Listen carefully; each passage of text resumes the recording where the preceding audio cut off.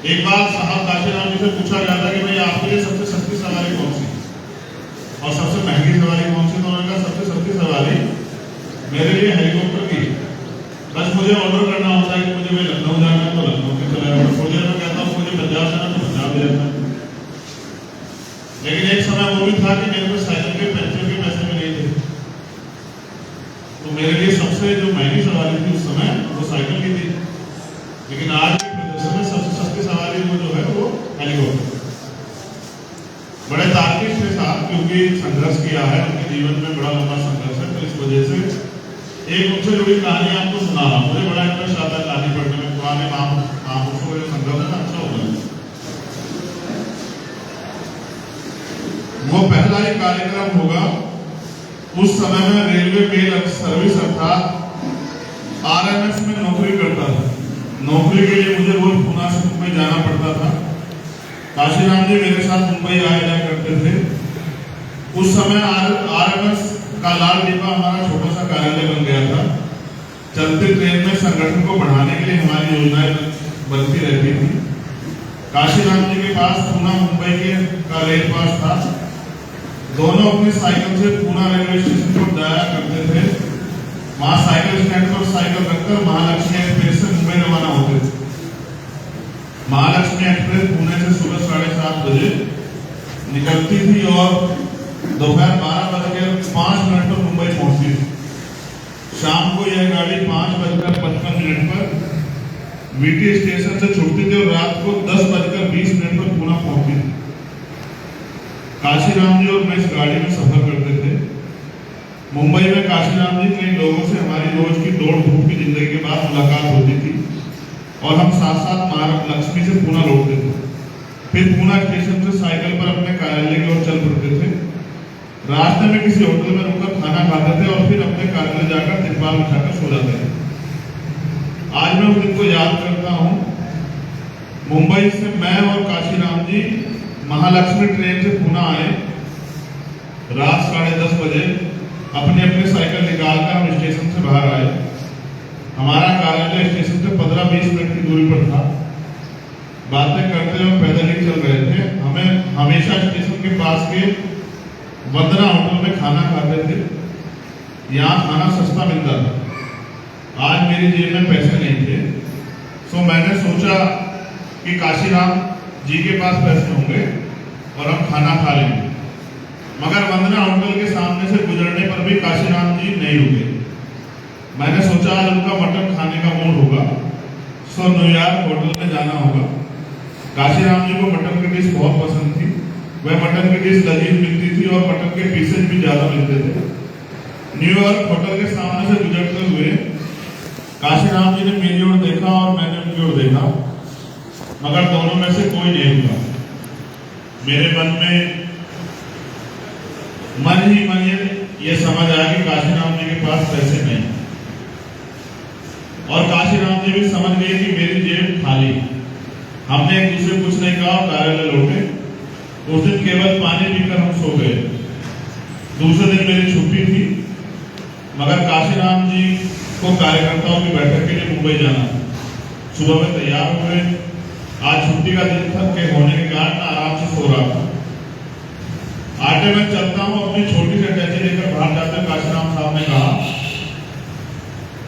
हाँ भाई जरा दरवाजा लगा देना, आज मैं आराम से उठने वाला हूँ। नींद में उड़ते हुए मैंने कहा। दरवाजा लगाकर काशीराम जी चले गए। अभी 5 मिनट भी नहीं हुई थी, दरवाजा खोलकर काशीराम वापस लौटे। क्यों भाई क्या बात है, वापस क्यों लौटे? मैंने पूछा। अरे भाई आटे कुछ पैसे हैं तेरे पास?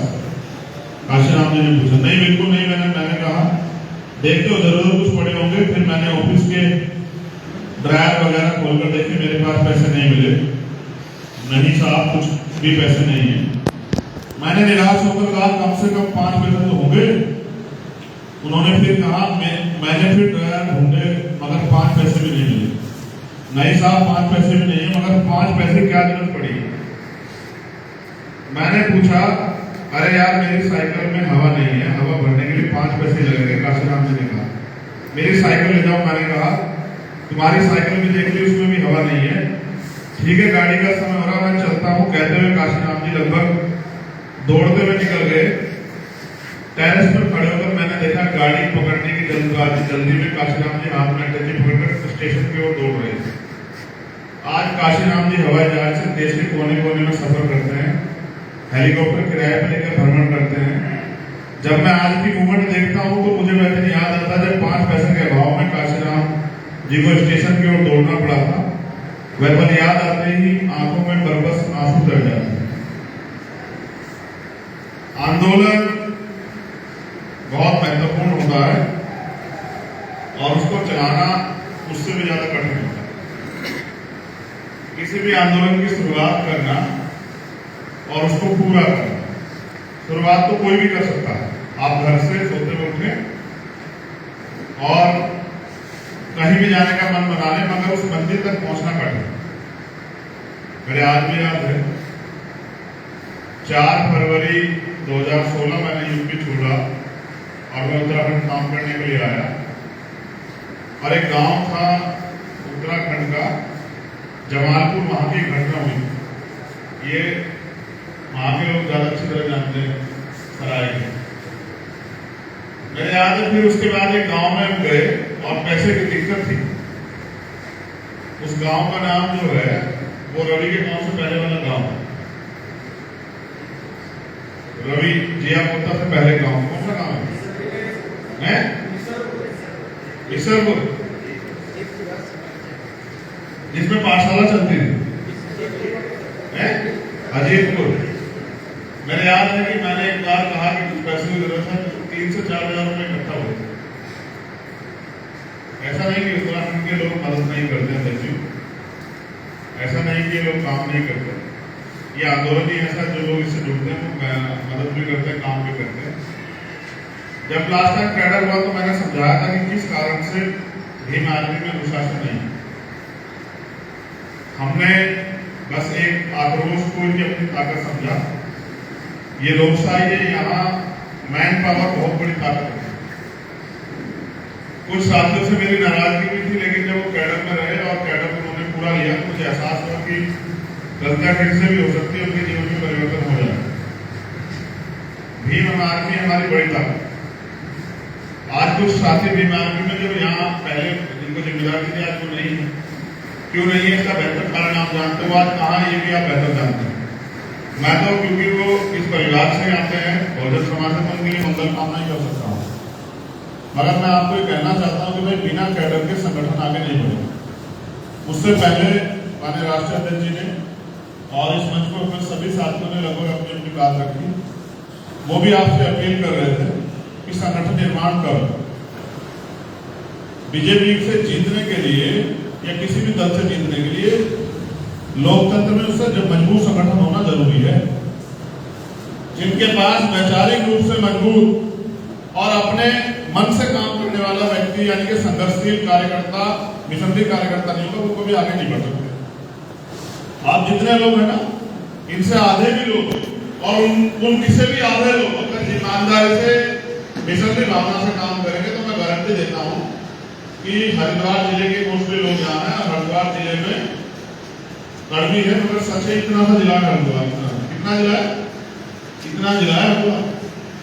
अगर 25-30 लोग मिशनरी काम करने वाले में जिम्मेदार समझ के और फील्ड में उतर जाए तो 6 महीने में भीम आर्मी आजाद समाज पार्टी हर घर में जो है ना बहुजन समाज में पहुंच जाएगी। लेकिन अगर किसी को कह के काम करवाना पड़े कि जाओ भाई करो, सवाल किया जाए क्यों नहीं किया, उनको धमका जाए, डांटा जाए, तो इसका मतलब वो अपने काम की जिम्मेदारी को नहीं समझते। अब मैं समझता हूं कि सीनियर लोग यहाँ हैं, आप लोगों को संगठन का काम जो दिया गया है अपने संगठन के बनाने काम को मजबूती से करना चाहिए और बिना कैडर के भीड़ बनने से अच्छा है कि जो लोग जिन्होंने कैडर लिया है वो अगर दोबारा लेना चाहें तो दोबारा फिर कैडर यहाँ कराएंगे। लेकिन जिन लोगों की समझ में आए वो गाँव जाके उसको देने का काम करें। आप लोगों ने डायरी बनाई होगी ना अपने कैडर की, तो उस डायरी के माध्यम से गाँव जाके उस कैडर को देने का काम करें। उस कैडर से ही समर्पित विचारधारा का दल कार्यकर्ता तैयार होगा, ना मिलने वाला समाज और ना मिलने वाला नेता।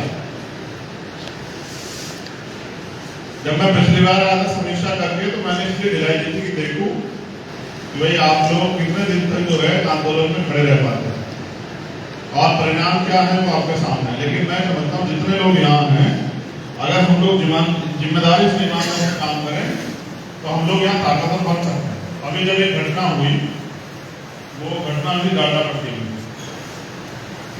और जब डाडापट्टी में घटना हुई वो सरकार के षड्यंत्र पे हुई, लेकिन हम सरकार के षड्यंत्र को क्यों नहीं रोक पाए?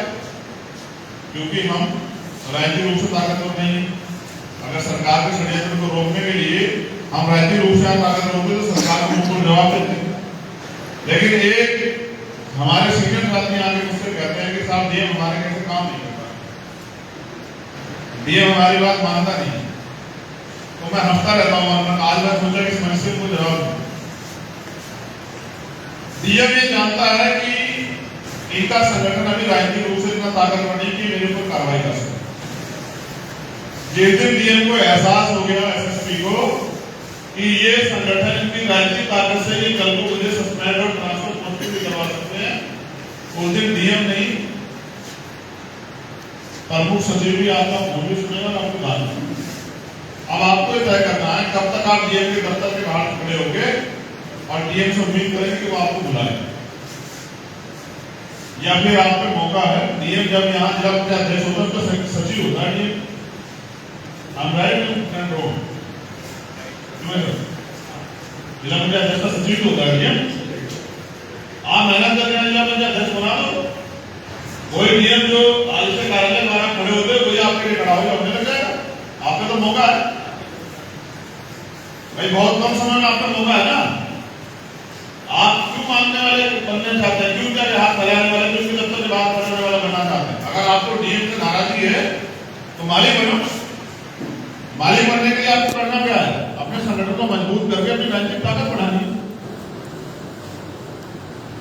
अब विधानसभा चुनाव तो नहीं है, अब जिला पंचायत चुनाव आएंगे। पूरी ईमानदारी तब तक मेहनत करके अपने संगठन को मजबूत करो और अपना भाईचारा मजबूत करके लोगों को तैयार करो।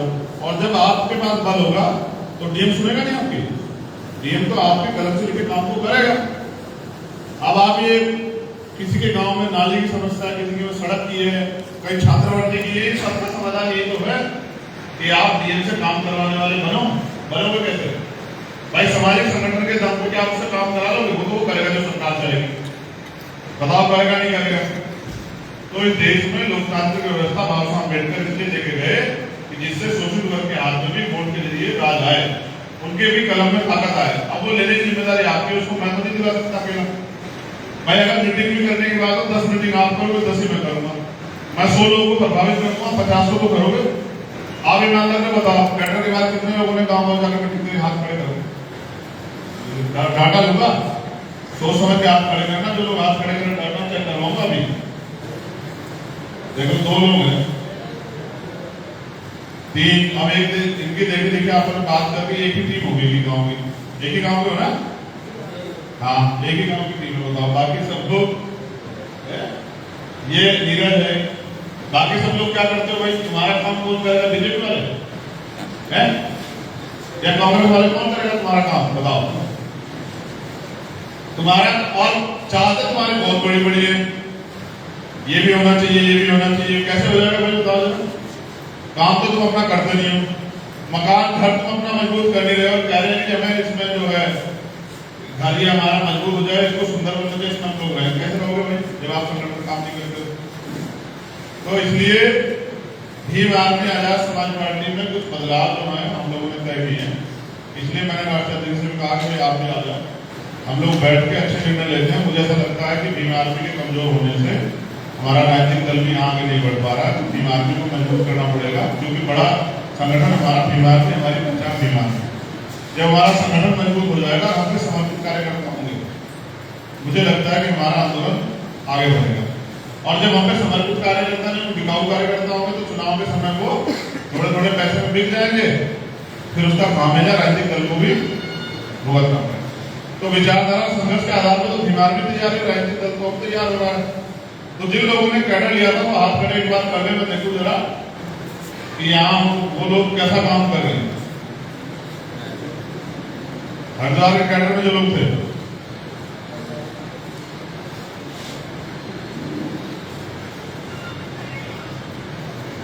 काम तो आप भी नहीं कर रहे हो, आप भी कैडर लेके घर ही बैठ रहे हो। खाली कैडर से काम थोड़ा चलेगा। कैडर के बाद कार्य की समीक्षा और समयबद्ध प्रोग्राम, ये तीनों चारों चीजें करनी पड़ेगी ना भाई।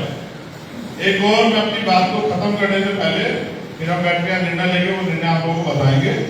अपनी बात को खत्म करने से पहले मैं कैडर के बारे में 4 लाइनें लिखी थी मैंने, उसके बाद में वो आपके सामने रखना चाहता हूँ। आपको तो रखो, आप डायरिया है आपके पास, नोट कर लो तो डायरिया लिखा करोगे तभी तो आपके पास रहेगा, वरना तो फिर भूल जाओगे।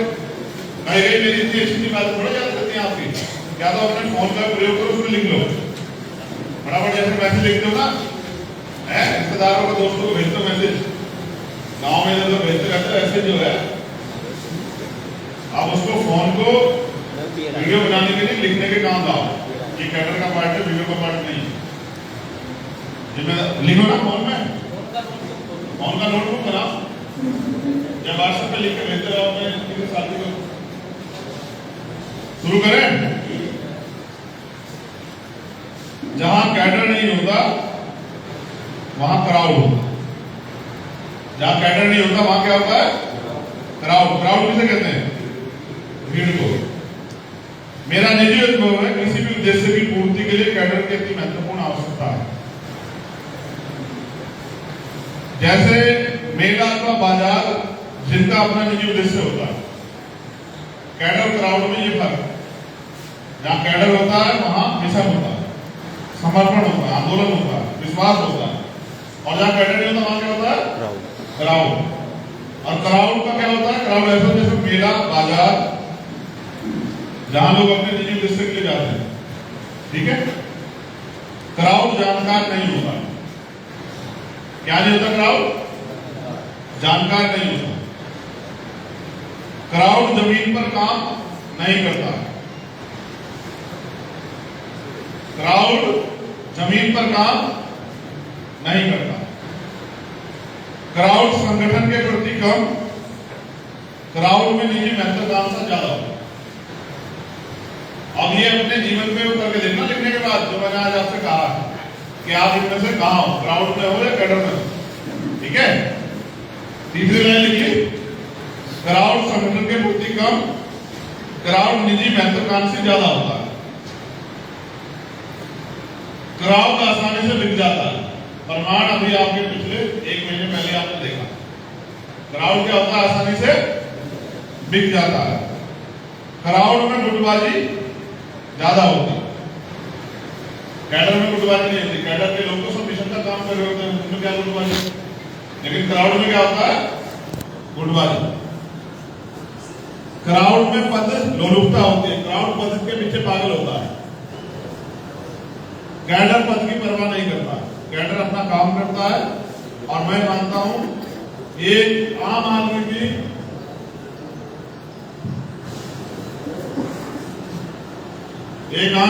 भी जो है ना, कैडर सीख के एक अच्छा कैडराइज मिशनरी वर्कर बन सकता है और समाज को तैयार कर सकता है। आखिरी बात, क्राउड चापलूस और स्वार्थी हो जाता है और जल्दी गुमराह हो जाता है। क्राउड चापलूस और स्वार्थी हो जाता है और जल्दी गुमराह हो जाता है। अब आप अपने जो लिखा गया है उसमें नोटिस करो कि आप कैडर में हो या क्राउड में। अपने मन से सोच के देखो जो बातें मैंने आपसे बताई। क्राउड एक भीड़ होती है जिसे एक अकेला पुलिसकर्मी भी डंडे से हाँक सकता है। देखिए आपने कहीं आंदोलन देखा आपने, 4 पुलिसकर्मी डंडा लेकर भाग लेते तो पूरी भीड़, हजारों की भीड़ भाग लेती है। ये फर्क है क्राउड और कैडर। जबकि उन 4 पुलिस वालों के मुकाबले 4 लोग तो बहुत हैं, क्यों भाई? 10 हो जाए 20 हो जाए, लेकिन 1000 लोग भीड़ कैसे भाग लेती है पता है क्यों? क्योंकि वो क्राउड, उनके पास कैडर नहीं, जानकारी नहीं है, नॉलेज नहीं है, लीडरशिप नहीं है, तो क्या हो जाते हैं? भाग जाते हैं। तो अब आप आराम से बैठे, कोई अनुशासन सीखना नहीं चाहिए। 5 मिनट पहले मीडिया से बात कर रहे थे तो पानी के तो भागने लगे जैसे रेगिस्तान में लोगों के पानी ना दिखा। इसलिए मैंने पूछा कितने लोग थे जो कैडराइज जिन्होंने कैडर लिया था। जो समाज 4-6 घंटे बैठ नहीं सकता वो समाज क्या तो राजनीति करेगा, क्या राजनीति में सफल होगा। इसलिए काशीराम साहब बार बार कहते थे कि मैं अपने नालायक समाज को लायक बनाने का प्रयास कर रहा हूं। जब मुसीबत आती है तो याद करते हैं चंद्रशेखर आजाद को, और जब वोट का समय आता है तो फिर देते हैं कांग्रेस को वोट उत्तराखंड में। जब मुसीबत आती है तो कहते हैं कि चंद्रशेखर आजाद क्यों नहीं आए, उनको आना चाहिए था। और जब वोट का समय आता है तो संघर्ष को जूता मार के फिर वोट कांग्रेस को देते हैं, बीजेपी को देते हैं, फिर रोते रहते हैं कि हमारी कोई सुनवाई नहीं करता। पिछले को बने रहो, उससे क्या वो कर रहे हो। मैं तो पहले कोशिश करके ये जो बड़ा समाज है, जो रीढ़ है इस आंदोलन की, इसको तैयार कर रहा हूं। जब तक आप बदलने का प्रयास नहीं करोगे तब तक मुझसे क्यों उम्मीद करते हो मैं बदल जाऊं। समझ रहे हो।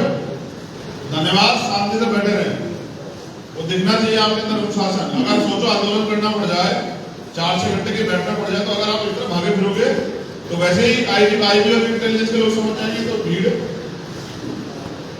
आर्मी के जवान देखे आपने, जिसकी जहां ड्यूटी लगती है वहीं खड़ा मिलता नहीं मिलता है। ऐसा थोड़ा ही पूरे दिन कुछ भी समझा फिर शाम के टाइम जाके फेसबुक पे फिर वही जो है लिखना शुरू कर दिया। इसलिए अध्यक्ष जी ने निर्णय लिया अपनी टीम के साथ बैठ के प्रोटोकॉल बनेगा, पूरा मैनेजमेंट बनेगा, पूरा मैनिफेस्टो बनेगा, उसके अकॉर्डिंग भीम आर्मी और आजाद समाज पार्टी लोगों को काम करना पड़ेगा।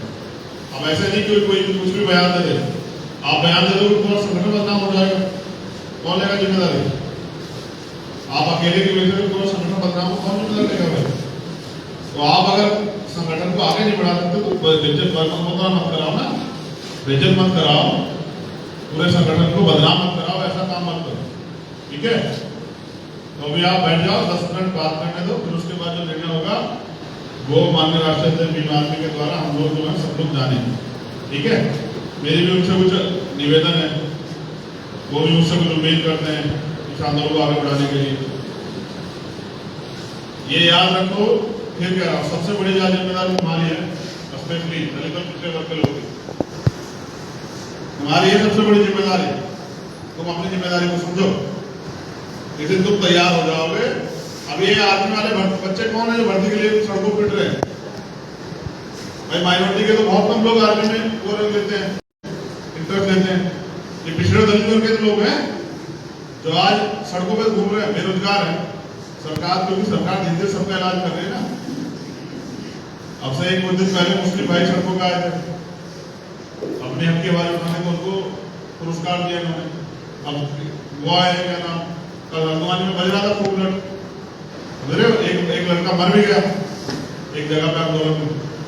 इसलिए जिम्मेदारी से बैठ जाओ, अभी 10 मिनट बात करने दो पुराने साथियों से, कुछ निर्णय होंगे, वो निर्णय आपको बताए जाएंगे। आशा क्रोध कि आप उसके बाद साथियों के साथ मिलकर ईमानदारी से अपने काम को आगे बढ़ाएं। धन्यवाद। जय भीम, जय भारत, जय वंदे।